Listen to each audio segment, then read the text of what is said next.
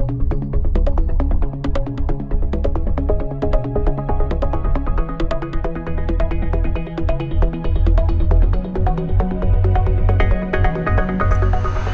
learning that matters is consistent with a lot of what Amy was talking about. If we have our students, if we have our students in classrooms, in spaces that don't allow them to share their work with the world, we limit their opportunities, and I believe we limit their ability to engage in learning that matters. So, there was a blog post written a couple years ago by a guy named Stephen Downes, who's really one of the forefathers, I guess, of this idea of open online learning. And there's a particular post about assessment and the way we think about assessment. And he says that, suppose instead, when he says instead, that the previous narrative is about how we think about assessment to this point, quizzes, tests, etc. He said, suppose instead students were rewarded for cooperation. And he goes on to distinguish cooperation from collaboration. And he's a pretty provocative guy, and so he says collaboration is just this kind of school-level emulation of the creation of cliques and corporations. But he talks about cooperation and this idea that, what if students were rewarded for exchanges of goods and services, agreement on open standards and protocols, sharing of resources in common, and similar sorts of behaviors? What if that's how we assess students? If we assess students by their contribution to the learning community and to the community at large, and their ability to contribute to the community at large is only made possible in instances where the environment is open and the networking is available to the students. So I'm gonna go through some examples. I'm going to start with just a couple of examples to kind of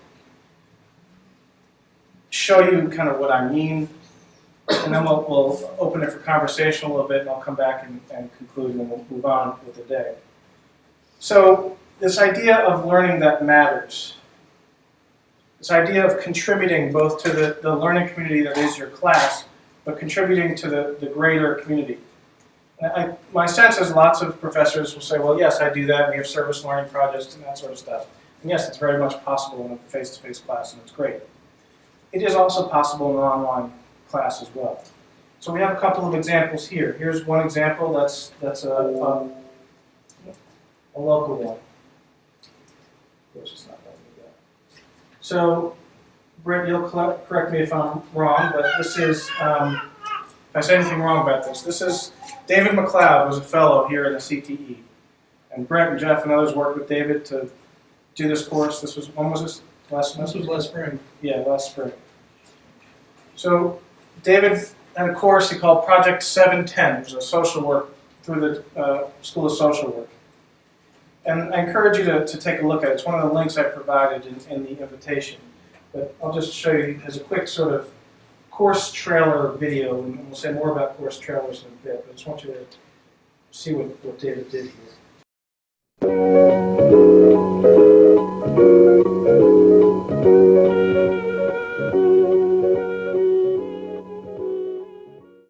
So David's class wasn't exclusively online, right? It was sort of mostly a face-to-face, but yeah, kind of a hybrid class. But the projects that they completed as this for the course could have absolutely been done in an online class. I can point you to other places where students are doing project work, meaningful project work in an online class. There's also, this link works. So there's also the example of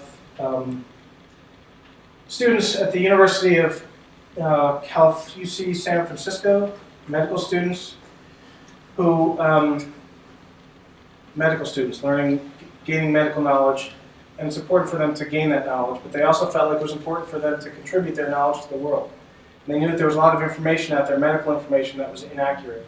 And so they engaged their students in this wiki project where they could put up what they believed to be accurate, clear medical information that anyone in the world could use.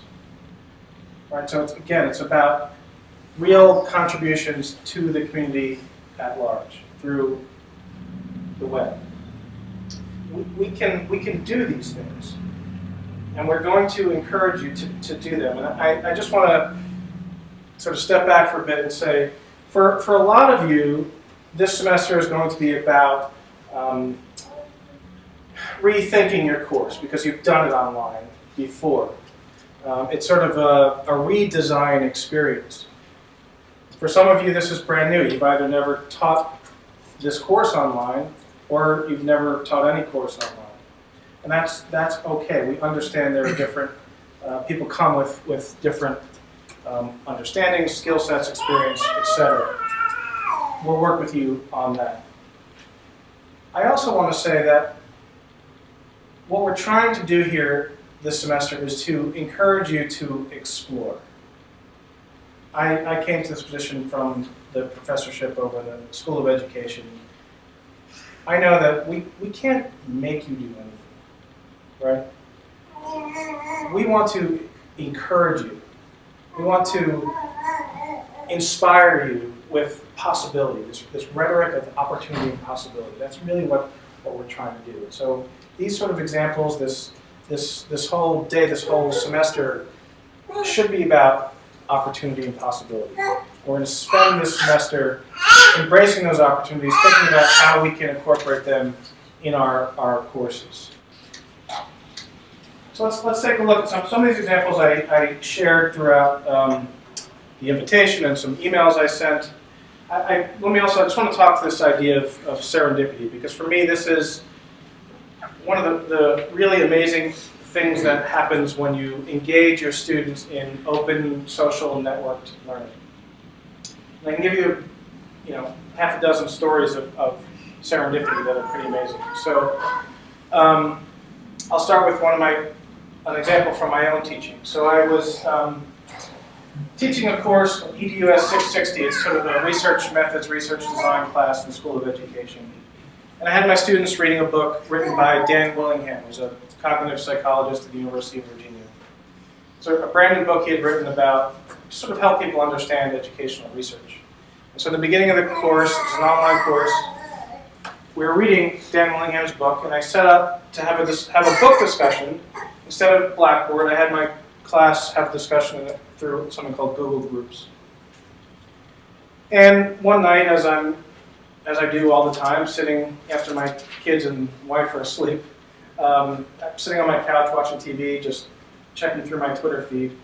Daniel Willingham showed up on Twitter, and I said, "Hey, we're reading your book this semester, really enjoying it." He said, "Great, would you like me to come talk to your students?" I said, "Well, it's an online class, but would you consider joining the discussion?" He said, "Sure, what do I have to do?" Well, I added him to the Google group, and away we went, and suddenly my students were in a discussion online with the author of the book, because I happened to be on Twitter that night and out there. And it wouldn't have been possible necessarily if we were in Blackboard, so there's no way to add Daniel Willingham from the University of Virginia to my Blackboard discussion group. All right, so this sort of serendipitous encounter with the author of a book plus openness sort of allowed for a very interesting, the students were sort of amazed that they were suddenly having a conversation with the author of the book. Tom gives a good example. This is in the K-12 world, but this was your wife. Was it your wife with King Richard? Middle school. English teachers. English teachers. So they were teaching about King Richard? Richard III. Richard III. Shakespeare. Yep. Shakespeare, doing Shakespeare lessons, Richard III. And the students were blogging about it. And one student wrote a blog post, and all of a sudden a comment appeared on the blog that from someone that nobody in the class knew, none of the teachers knew. And I guess they came to Tom saying, "Oh my God, there's a creeper in here who's leaving comments. What's going on here?"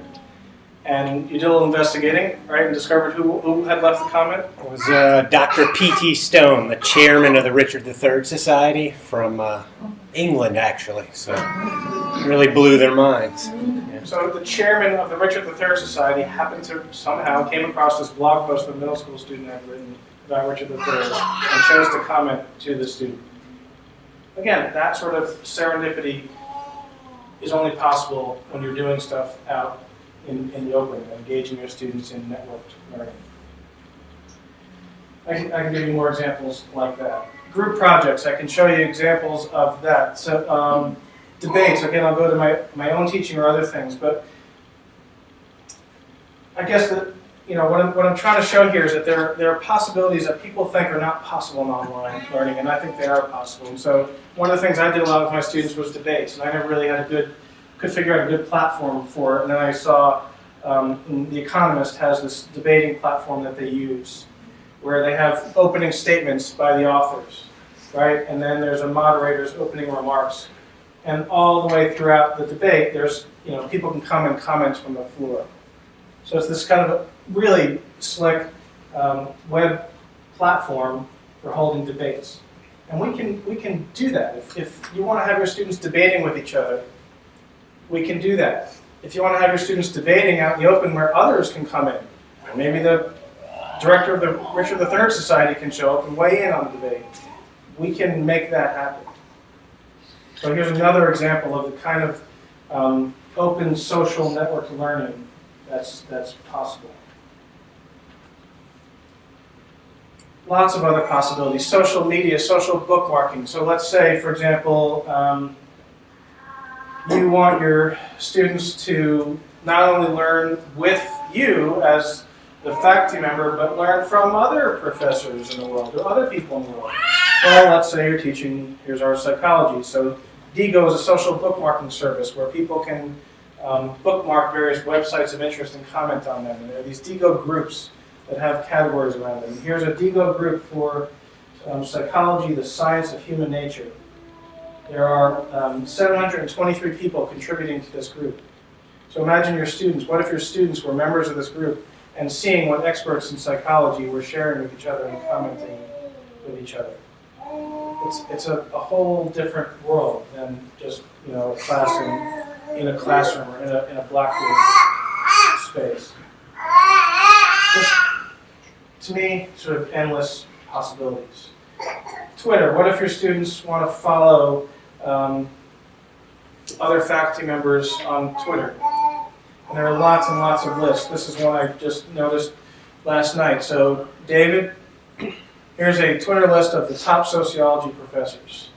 49 different sociology professors you can follow on Twitter, and that's probably 10% of the sociology professors that you follow.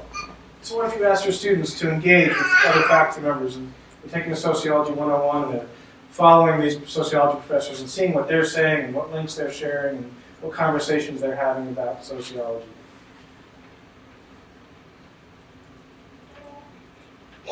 Endless possibilities. And we know, we believe that if we engage our students in these distinctive learning experiences, where they're highly engaged and engaged with the web as a platform of participation, it will lead to this idea of deeper learning.